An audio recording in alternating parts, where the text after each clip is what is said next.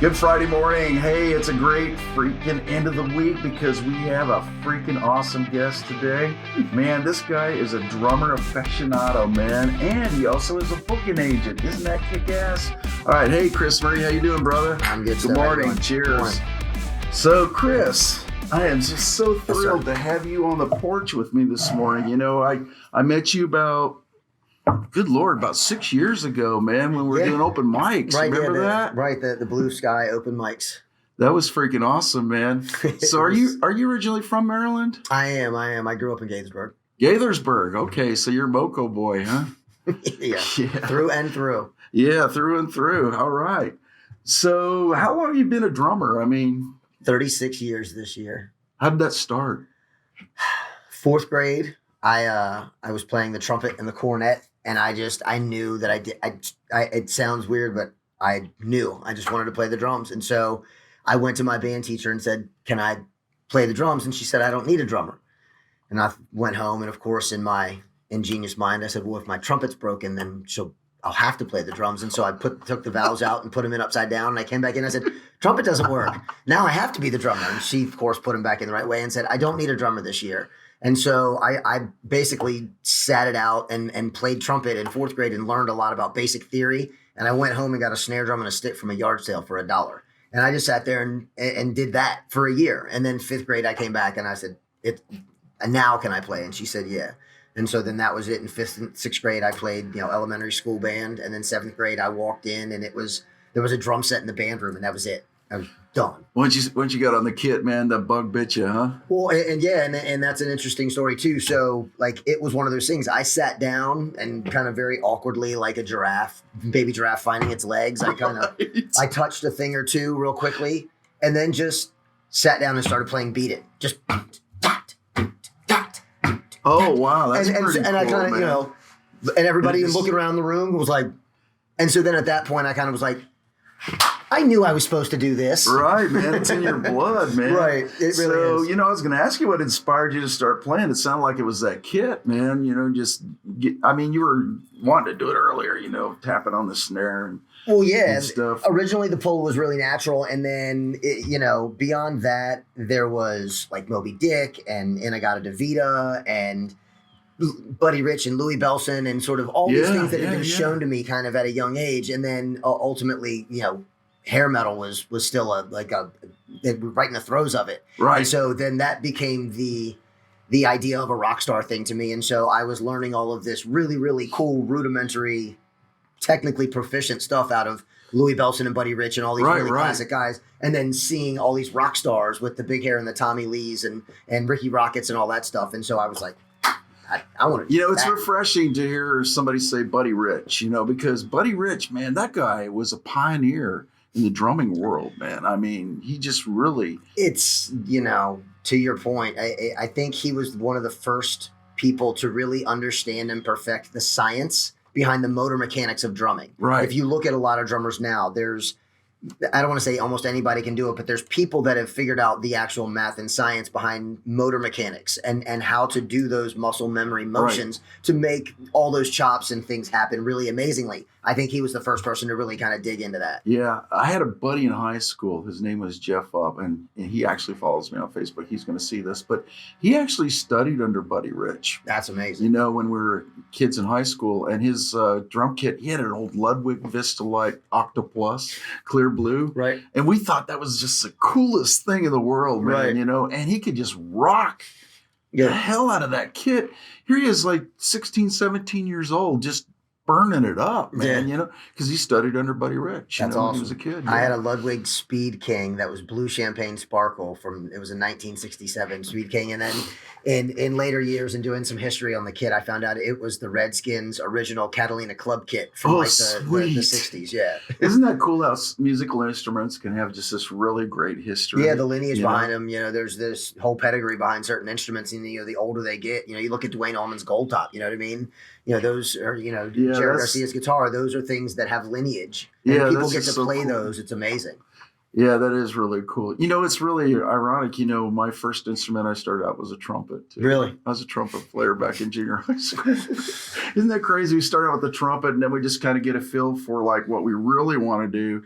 It just introduces us to the music world, Yeah, I feel like it was almost, the brass section was kind of where the teachers at a young age said, well, you don't have enough embouchure to play like a flute or a clarinet or something like that. But, pretty much everybody can buzz into a mouthpiece. Right. So here, we'll put you on a trumpet or a tuba or a baritone or something and give you basic theory. Right. And then from there, to your point, you kind of figure out, oh, maybe I would rather do guitar or drums or bass or something else. Right. Yeah. But yeah. That's really cool. Hey, what was the name of your first band? Do you remember that? So this is a varied question because like my first interaction with another musician was myself and Jeff Kamisiak in the 7th grade. And I think that was called Black Dragon, if I'm not mistaken. That's cool, man. And, but then from there, like, I think like my actual band, like my first band might have been Perpetual Demise, which again was kind of a weird thing. Like we were all in high school in Gaithersburg, like, leaving junior high and starting high school. And it was like 2 bass players, I think 3 guitar players, 2 or 3 drummers, and a couple of singers. And we would all get together like once every 2 or 3 weeks and just rehearse.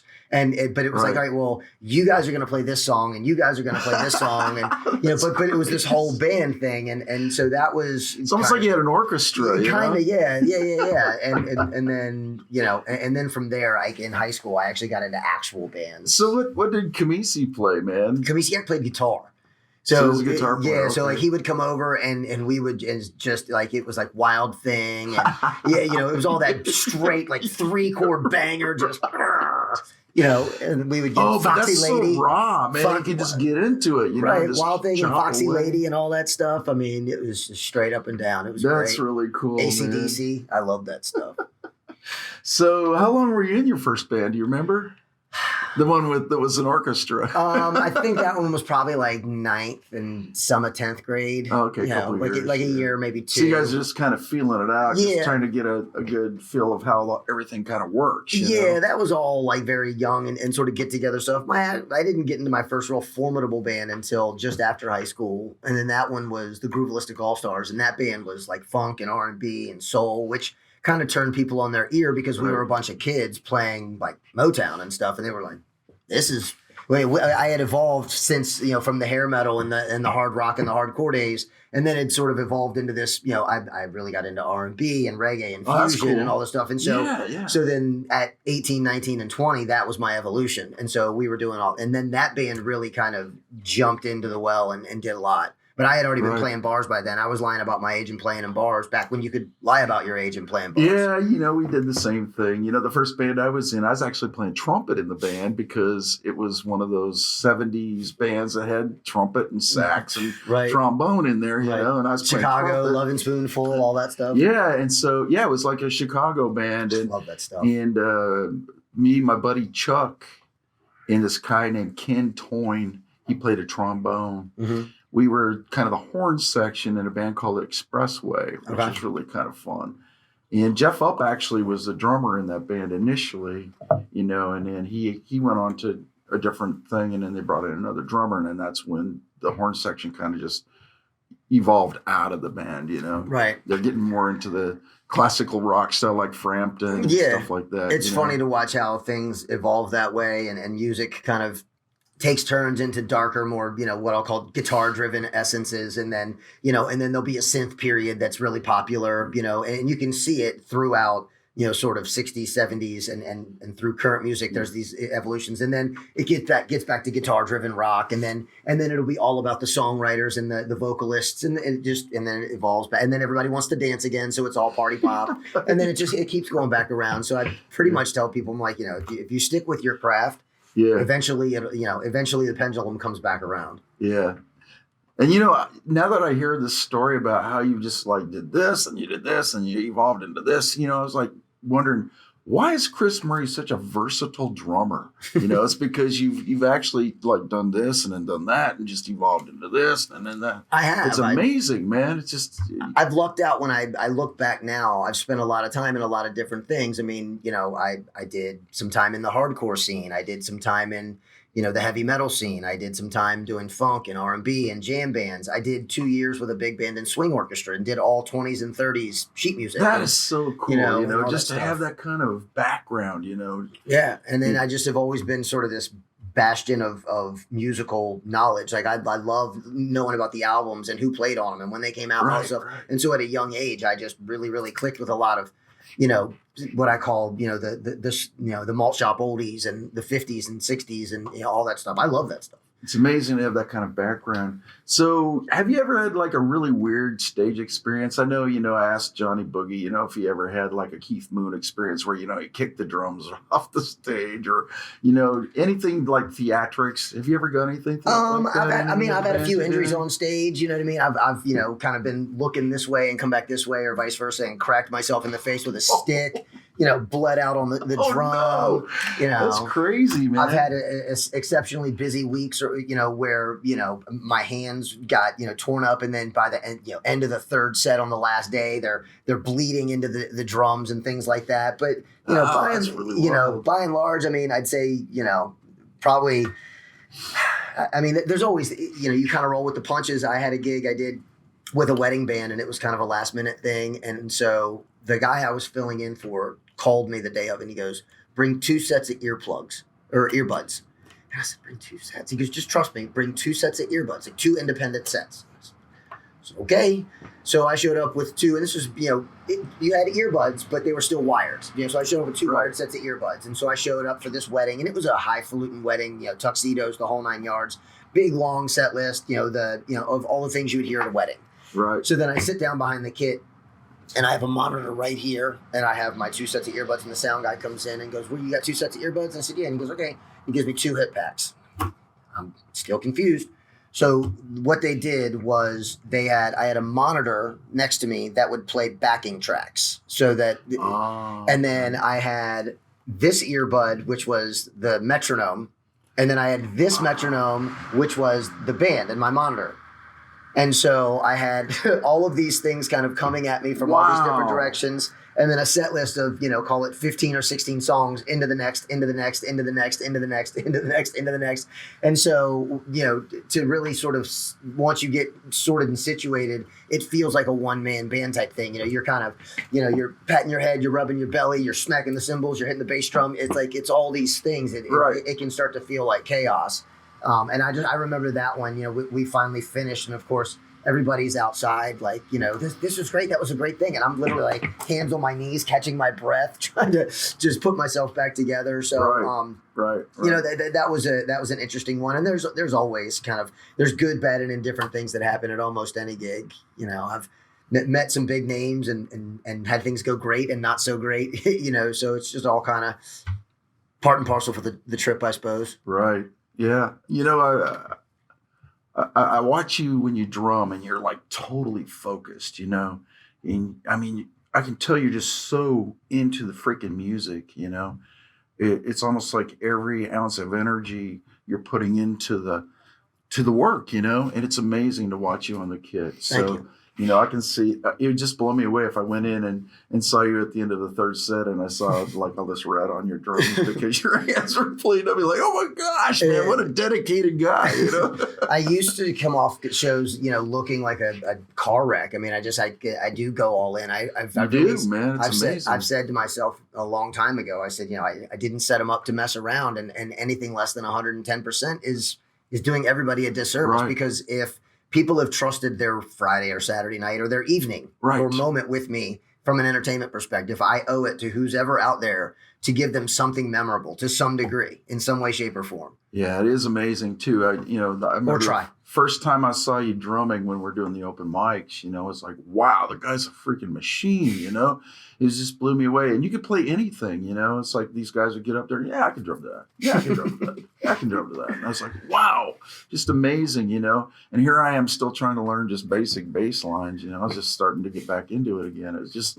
was amazing. And, you were really big part of keeping me inspired to go. And, when we're doing those open mics, it was really a good time. And It's awesome. And I'm glad we were able to connect. Absolutely. They were good. And I thought that those were really necessary in a lot of ways for a lot of folks, just to get together and share some, good times on a Tuesday when most people were off, and play with different people and have that conversation. Because, if you talk to the same people every day, you're going to hear the same stuff back and forth. Right. And the thing that was amazing about that is I would walk in on Tuesday night and the room was just full of musicians. That was always cool. That was everybody in the bar. Yeah. You might have a couple of stragglers sitting up at the bar just watching, like, what the heck's going on here? Those are the lucky folks, you know what I mean? To really kind of be in the moment and catch 12 or 15 musicians really just doing their thing. Right. That's not something that you would capture often. And I love the sporadic feel of it, where it's just like, hey, we need a bass player up here. Can you play that? Yeah, come on up. Yeah. That was just really cool. Yeah, those open format things are great. All right, it's really great to be with Chris today, and today we're going to talk about these great chocolate chip cookies that Michelle made. And last week we saw VooDoo, and we ran into your wife Tara. Yeah. And Michelle says, "Hey, what does Chris like?" And she says, "Chocolate chip cookies, man." So Michelle baked in some really nice chocolate chip cookies today. I have an addiction to chocolate chip cookies, and this is the third one I've had. They're amazing. Man, and they're great with coffee. And by the way, I'm drinking black coffee today. What's your drinking? What's your mix? Light and sweet. I had 2 scoops of sugar and French vanilla cream. Sweet. So Michelle baked these great cookies for us. She does this every week. So if you want to be on the front porch and get some goodies, reach out to me and we'll see if we can get you on the front porch. You don't have to be a musician. You don't have to be an artist. You can just be my neighbor. You can be somebody I met at the grocery store. It could be anybody. I just want to bring out a really good backstory and talk about what's going on in life. So if you want to be on here, reach out to me. See, get you on the front porch, get you some goodies.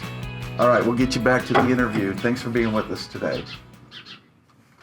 All right, we talked a lot about your drumming and everything, but now I want to move on to the booking agency stuff. Sure.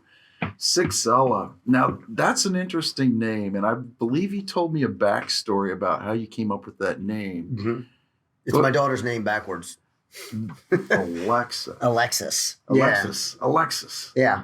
And, obviously in trying to think of a company name or just some sort of name, it's always interesting. You go, even on a small scale, is this something I'm going to be attached to for the rest of my life? And I liked it, to write it out on paper. It has, with the S and the X and the A, there's a lot of opportunities for interesting graphics and design and things like that. Right. So I just, and again, it wasn't a very common word. It's not by any means a word that I thought of. There was plenty of other stuff under that word on the internet.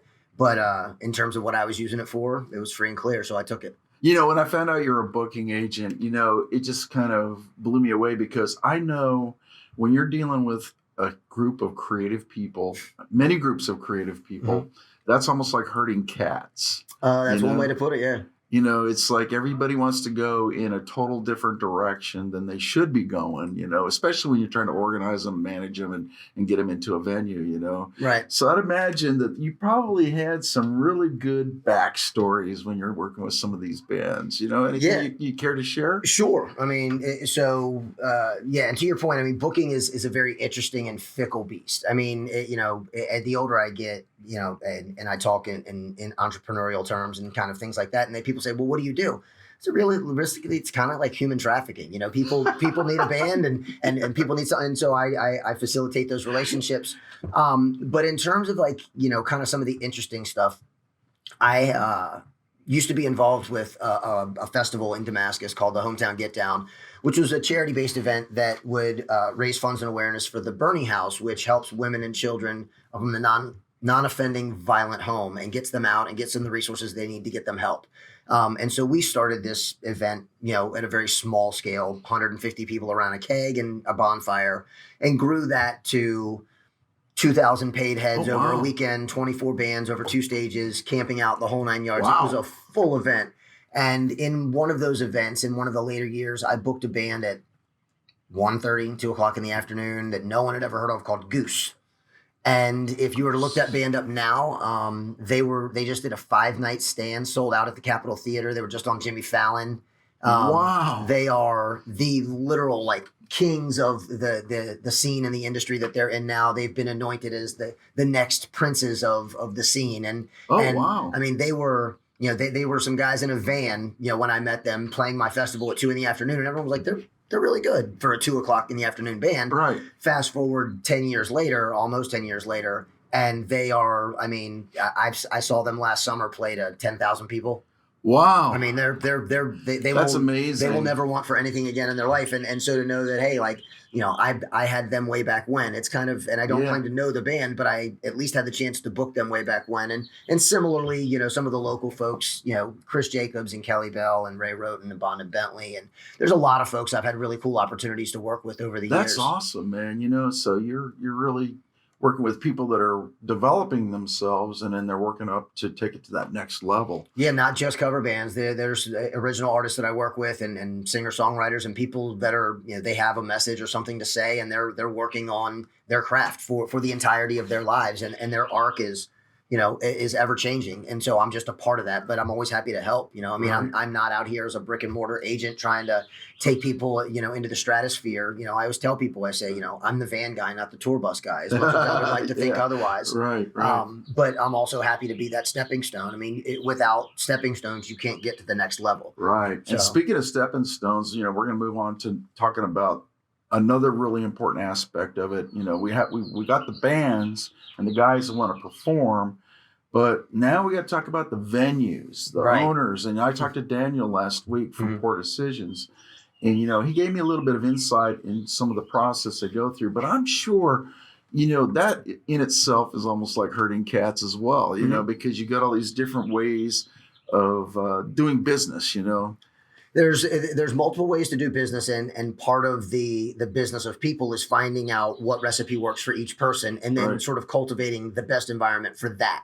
But beyond that, and this is where it becomes very difficult. It's really, really, really hard to negotiate or debate or discuss with someone their personal value or their perceived personal value. How do you tell someone that they're not worth what they've told you they feel they're worth? Right. You know what I mean? And do so in a polite and business manner, but also be fair, because at the end of the day, just because you feel you're worth X doesn't mean that my client has the resources to cover that, despite the fact that it may be a perfect fit for you as a booking. Right. And so, you know, trying to get venues and artists to kind of understand that investment piece in the middle, Right. you know, if we all come to the table as opposed to just clearing the table, then I think everybody can do better. And so finding those venues that understand the investment aspect of it personally, professionally, and then the artists that also dovetail into that nicely, those are the perfect environments. Right.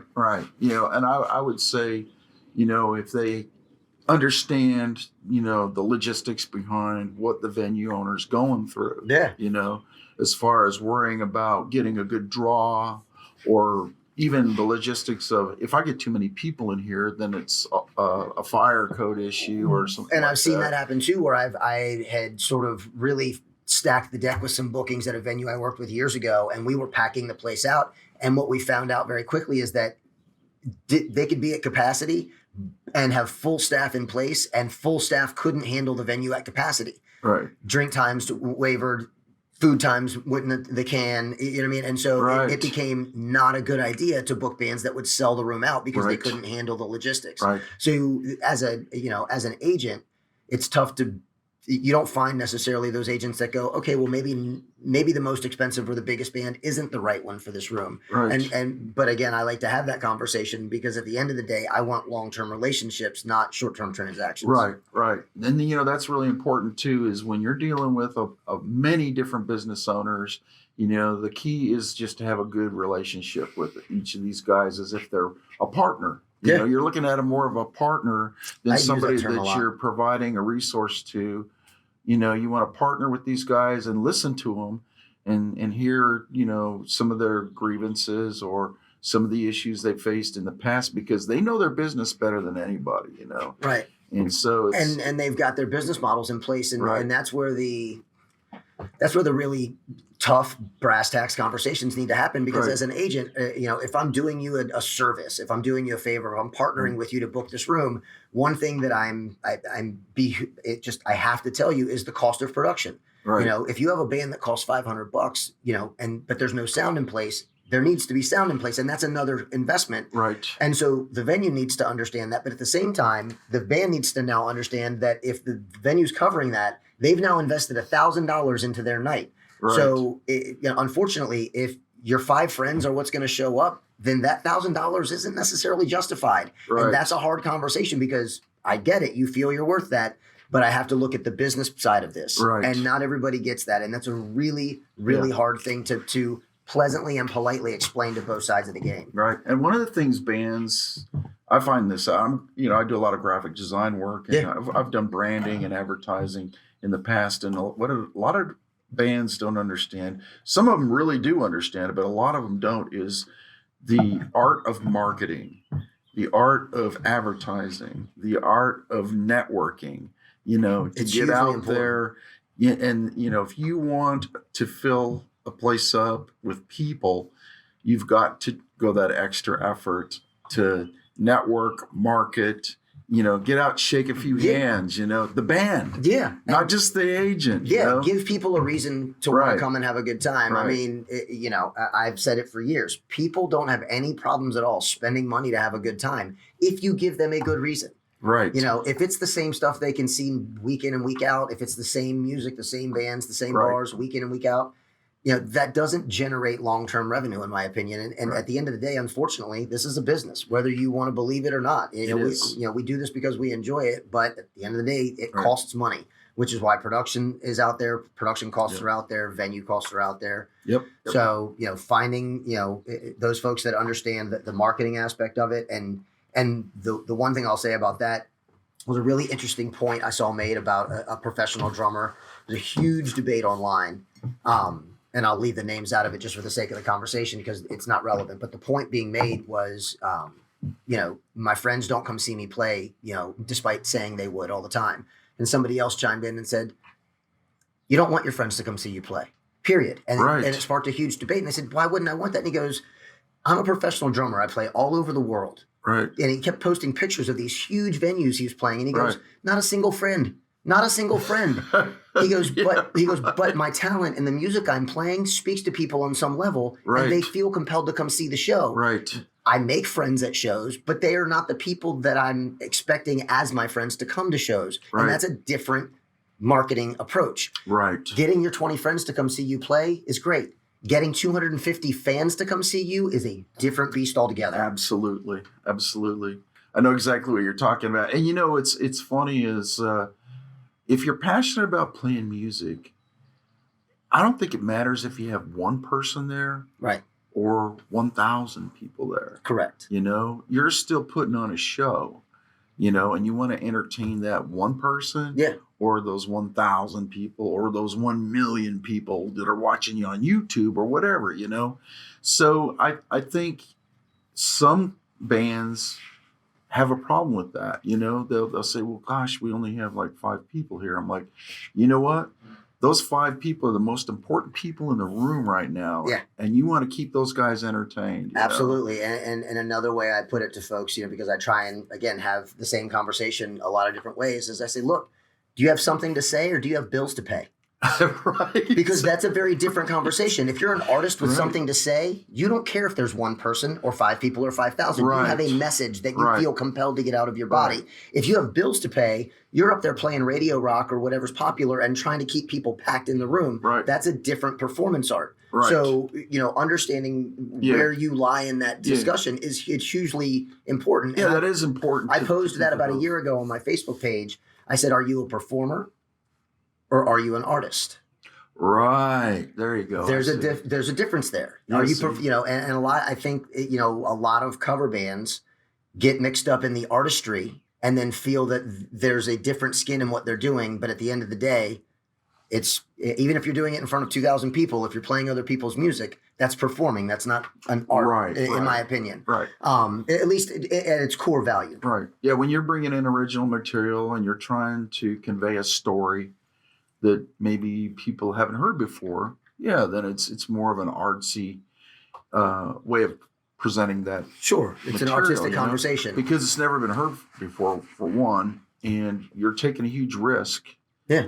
Putting it out there because people may or may not like it, you know. So, yeah, I mean, and the vulnerability that comes with that, I think, is where people really dangle off the ledge. If you look at someone like Right. Adele and her last album, which was hugely raw and just gut wrenchingly real, right. she wrote it through the course of her divorce, and you can hear the process of her divorce Right. in her album and Right. in the pain in her Right. voice. And so to let yourself be that vulnerable as an original artist, you look at somebody like Jason Isbell, pours his heart out on a page. Right. You know, those things are hugely risky as an artist because you're putting yourself out there fully, as opposed to the safety of playing someone else's music where you know Right. what the prescribed response is going to be. You know people love this song. Yes. And so you feed those receptors in your ego and in your emotion to go, just love me for a little bit. Just love me for a little bit. I love these. You know what I mean? So it's a different conversation. Yeah.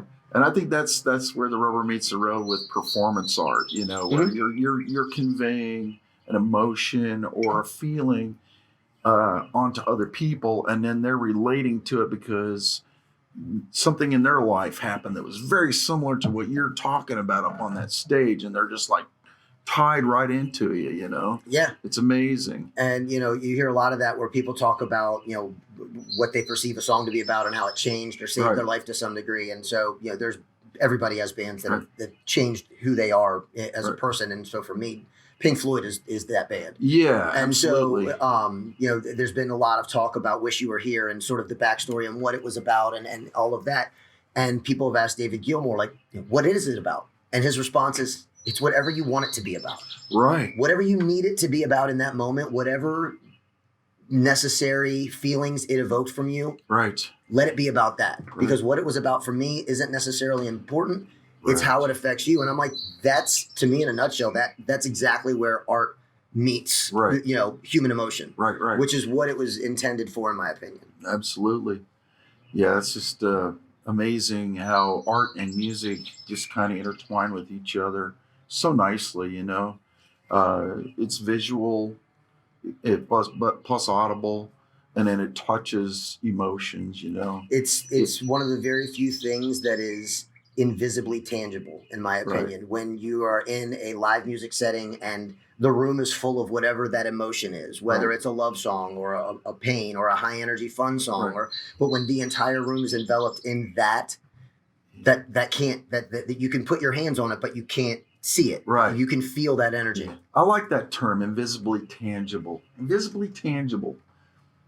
Man, I could hear a band be called Invisibly Right. Tangible. Some sort of fusion prog rock Right. band, you know, a bunch of linear math sections and, you know, odd meter time frames or time signatures and stuff. Well, that's cool, man. So let's talk a little bit more about your music abilities. Sure. So do you teach? I you do teach not. people? I am awful at teaching, unfortunately. Yeah, we talked about that with Boogie and you know, some people can really teach, and then I'm just one of those guys. I'm a better student than a teacher. And so for me, I was always a very visual learner. Right. You know, I would sit with my friends and the drummers that I really, really aspired to be like, and I would watch them play, and then I would monkey see, monkey do it. Right. And so I never learned the proper way to vocalize or verbalize what I'm doing or how to teach it. Right. You know, I obviously understand written music and theory. I have a really, really deep understanding of theory, quite honestly, but I don't know how to convey that to another person. Right. And I've tried. I did try teaching for a bit with a music store, and you know, I couldn't get situated with the kids. I couldn't. Right. You know, kids and I do great. Clearly, we're on the same energy level. You know, they love me, but I couldn't formalize the thought and say, this is where we're heading in terms of a learning environment. Right. And so I told the store and I told the students' parents, I said, look, I'm doing you guys a disservice. You'd be better served with, you know, a more focused teacher. And Right. so I've never gone back to that idea. Yeah, I think teaching music theory is like teaching somebody a foreign language. You know, it's got a lot of intricacy to it. You It know, does. there's a lot of variables. If you do this, then this will happen. But if you do that same thing, but go this direction, then that will happen. You know, it's kind of like, you know, in the English language, we have the word there, and it can mean like 5 different things, Right. you know? Yeah. Same thing in music theory. You know, I'm learning that with Dave DeMarco. Yeah. He's such a great teacher. And bless his heart, he's very patient with me because I have zillions of questions and some of them aren't really super smart. Some of them are, but he's taking me in a direction that is powerful. Right. It's really powerful because, and especially as a bass player, I've learned that I can change the whole chord with just one note. Yeah. You know, they might be playing a C major, but if I go somewhere else, that C major changes into something else. You know? Yeah, and I always say with theory, you can't teach feel. You know, there's something inherently different about feel. You can teach the numbers, you can teach the words on the page, right? But feel is something different, and I think that finding those folks that inherently have it inbred in their skin, those are the people that really, really have a hyper understanding of theory and songwriting and all of that and songcraft. Similarly, like you find people that understand numbers really well and they're CPAs and investors and sort of the top of their game. It's just another industry with very, very, very proficient people. So who are your favorite drummers? I know, Boogie said it was the drummer for Stevie Ray. I can't remember that guy's name, but I can't think of it off the top of my head. I can't think of it off the top of my head, but which was refreshing because that's not really one of the mainstream guys that really influence people. Do you have? I've got a few. I mean, we talked about Buddy Rich. Yeah, I mean, Buddy Rich was pivotal in sort of my younger days and learning. But in terms of my favorites, Billy Cobham has always been one of my absolute favorites. I mean, from a technical perspective, his technique is second to none. It's unreal. And I mean, some of the things he's able to accomplish. Stanton Moore, who I just saw a couple weeks ago, has been a huge influence of mine. He's from New Orleans. And then Nick Mason, obviously from Pink Floyd, was just the raw simplicity of what he did and sort of building the foundations of what I call arena rock, and performance art to a degree. I mean, I really just enjoyed the way he approached the kid. What's really cool about that is I'm learning to play the drums and we're going to do the wall. And it's such a basic drum beat. It's just like that standard straight up and down rock beat. 4/4, just boom, tap, boom, tap, boom, tap, boom, tap, boom. Just so basic, but it sounds so complex when everything's layered on top. When you lay it out simply, the kick's on the 1 and the 3 ands. Right. Yeah. Yeah. It's just so basic, Yeah. And then he's doing a little bit of offbeat stuff on the hi-hat, which is just really simple, It's amazing. Yeah, Johnny's teaching me that because they want me to play that in no exit while Kenny gets up on the bass. Right. Should be interesting, man. Nice. And then the other one that's been a huge, huge, huge thing for me in the past couple of years is a guy named Gavin Harrison, and he's the drummer for Porcupine Tree. And they're just unreal. Oh, I'm going to have to go check those guys out. For me, they kind of come out of that Tool lane, which I'm a big fan of and all that stuff too. But Porcupine Tree sounds to me like if Tool, Alice in Chains, and David Gilmour era Pink Floyd got together for a day and just saw what happened, then Porcupine Tree would be it. And they're just... I'm going to check those guys out. They're really, really worth it. And the drummer, Gavin Harrison, is just... amazing, mind-numbing. So I'd say those are probably the big ones for me right now. If I had to do a short pick. Right. Now I know as musicians, we experience highs and lows. What are some of the more pivotal? I can't even talk. What are the more pivotal highs and lows you've experienced? In your live performing. Yeah. So.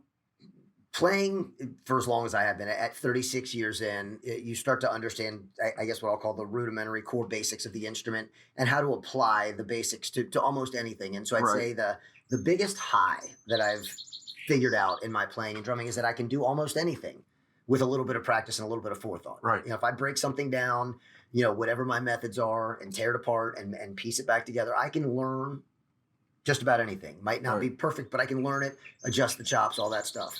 The downside that I have found, and this is more so with the rise of TikTok and social media and all of that, is that there are thousands of people far more and far less qualified and talented than any of us are. Right. Much farther and much less along in their career than we all feel like we should be. And so the downside is that if you worry about comparisons, you will bog yourself down in your own doldrums. And so the positive is that anything is possible, and the negative is that there's a million other people in the field. You just got to do something better than the rest of them. You know, it's funny as an artist and as a musician.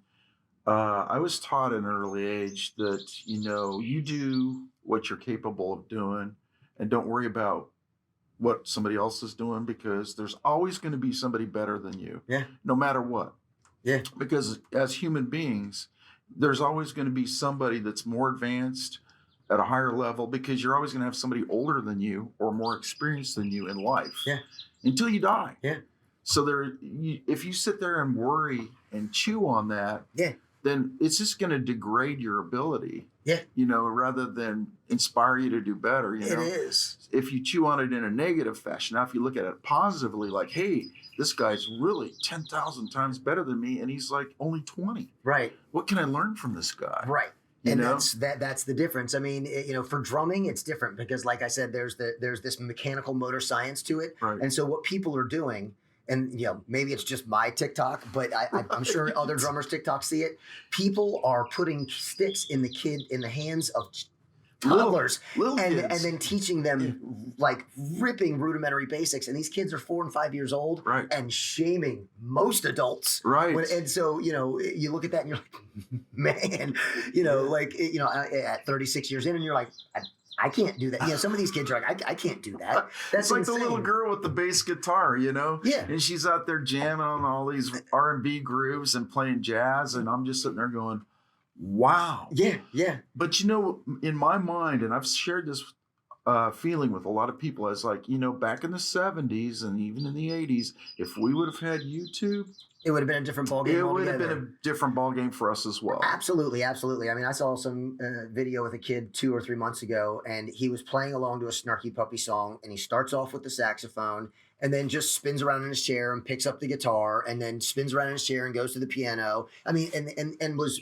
master proficient at everything. Right. It's just unreal. Right. So, but yeah. So to your point, I mean, you know, trying not to get caught up in the comparison trap, and realizing that anything's possible is probably the biggest negative and positive that I could find. And so if we would have had all these resources available back when we were kids, who knows where we would have been? Who knows? Right. Exactly. Right. Of course, we could have been saying, well, I only want to do this, or I only want to do that. You know, it's up to the person, I think, you know, but a lot of these kids are so inspired by social media to compete or to try to be better than the people they see on social media. I think that's the driving force behind it, you know. It is. You know, there's, you know, and again, it's the whole look at me component too. Yeah, the validation thing. Yeah. You know, it's funny, you know, we get on stage. It's no wonder social media works as well as it does, because by and large, most people will get up in front of a room full of people and say, hey, look at me, look at me, look at me. Right. You know, and those that are introverted won't get up in front of that room full of people and say, look at me, but they will put it online and say, hey, look at me now. So, you know, so either way it works, you know, but trying to make it, but to use it as a business model, you have to make enough noise to rise above the foam. Right. And that's where it really, really becomes difficult and cutthroat and bloody, and it's not for the faint at heart. Right. Yep. So what are your current bands right now? I know you're in VooDoo. Yeah, you know, VooDoo. Boy, that's a great band. I'm telling you. I love that band. It's a lot of fun, and it's been a very interesting 2 or almost 3 years, you know, because we sort of, I started playing with them over the pandemic, you know, so it's been an interesting 3 years, and it's been a lot of fun to build and develop and grow that band. And then I'm also doing stuff. I do stuff with the 8 Ohms Band out of Annapolis. 8 Ohms? Sweet. You know, like a 10-piece horn funk band. I love that covers. stuff. That's cool. I do the occasional fill-in stuff with Ray Roten from Bond and Bentley. Mm-hmm. You know, and then again, just, you know, anything else I can fill in for, you know, I'm always happy to pick up. You know, you're just one of the most amazing people I know, because you're running a booking agency, you're herding cats, you're herding all these bands into venues, then you're playing with VooDoo, and I know you guys are playing a lot of shows, and then you're playing like 3 or 4 other bands, and then you're sitting in, and, you know, do you do session work? You know, if the call comes in, yeah, you know, there's another project I'm actually working on that I'm still trying to put together as if I had, you know, enough spare time. But it's called, but that one's called Sugar Daddy, and that one's going to be like, you know, like what I'd call like East Coast boogaloo, horn jazz, funk. Oh yeah, kind of yeah, stuff. I love that. Just that really sound. sort of like Sunday afternoon jazz brunch type stuff. Right. With like a heavy groove factor. And so I've been working on trying to put together that lineup and get in the studio and just do some rehearsing and things like that. But again, trying to find the right musicians that all speak the same language is it can be difficult too. And the older I get, I'm not chomping at the bit to do everything right away. So I'll take my time and find the right folks. Yeah, we slow down as we get older, and then we say, realistically, can I really do all this stuff? I probably can, but not in the time frame that to meet that expectation. Yeah, and that's as a business person, I've started to understand that. Like when I see other companies or other business people that make 2, 3, and 5 year plans, it doesn't speak to the normal immediate gratification part of our body as a business person. But when you look at things like that, you go, oh well, in 5 years from now, I'm going to be set up so much greater. That's a different perspective altogether too. Well, but your business is so organic, it's almost like a living thing. It gets big and then it gets small and it gets big and then it gets small. It's like riding a roller coaster. To put it lightly. Yeah, I mean, and it's because it's got to be manageable, and sometimes. Sometimes it's a gathering season, and then sometimes it's an abundance season, and what you do with that abundance and how you manage it can really dictate how the next 6 months or year are going to look for you. And I've been, the more I've changed things about who I am and my life in the past 5 years, I've tried to be really cognizant of how I manage those relationships and make sure that I don't mishandle those people or those situations.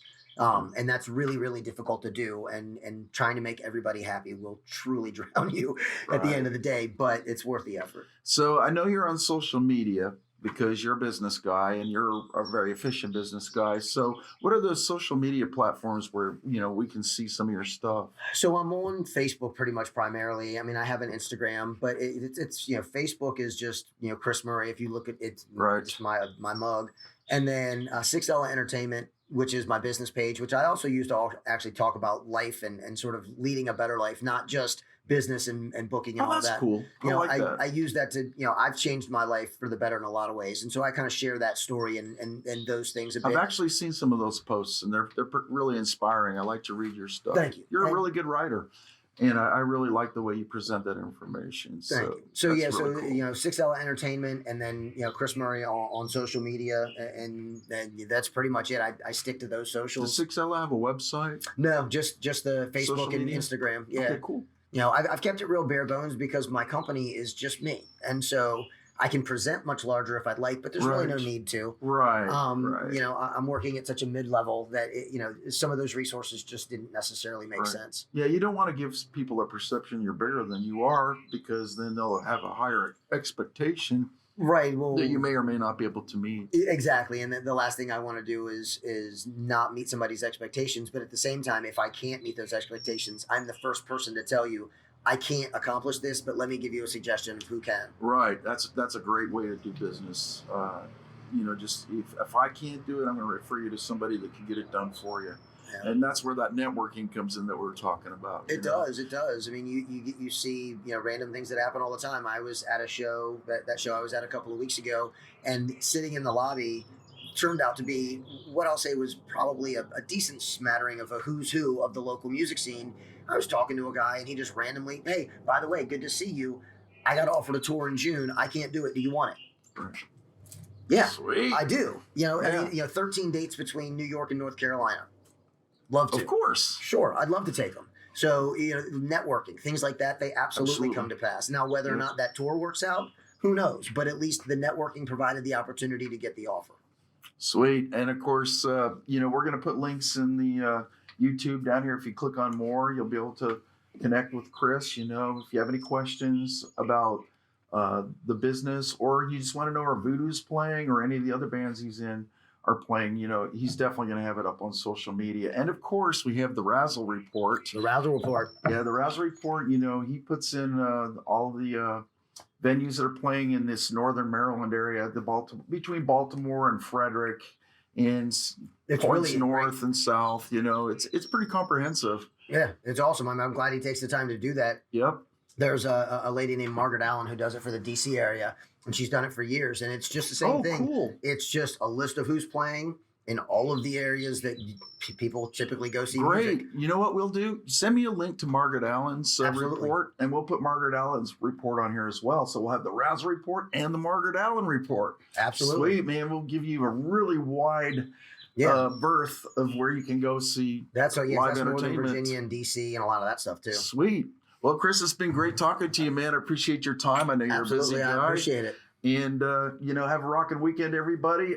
Is VooDoo playing this weekend? Not this weekend. We're playing next weekend at Agave. Agave. 37 Next- down Market Street. And that's, So not this weekend, but next weekend, Agave. Friday the 31st. The 31st. Check them out. VooDoo's going to be at Agave. All right, Chris. Cheers, brother. Cheers. Thanks Thank you, for your sir. time.